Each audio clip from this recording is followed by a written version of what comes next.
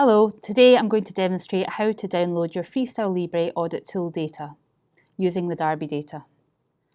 So starting off from Google, enter ABCD Libre tool. This will take you to the ABCD Freestyle Libre audit page.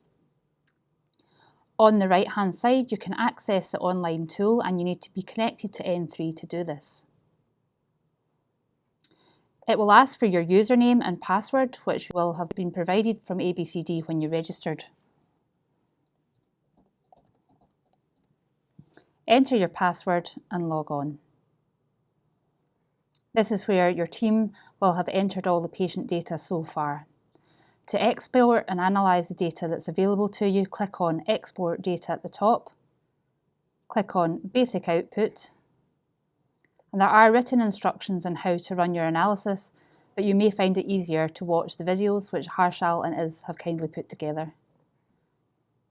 Click on Submit, and you will see that it downloads a CSV file for you with all of your patient data available. Here we are, and this we can see it's Royal Derby Hospital data with the various consultants that the patients are under, and you simply go to Save and save this in your computer as you wish.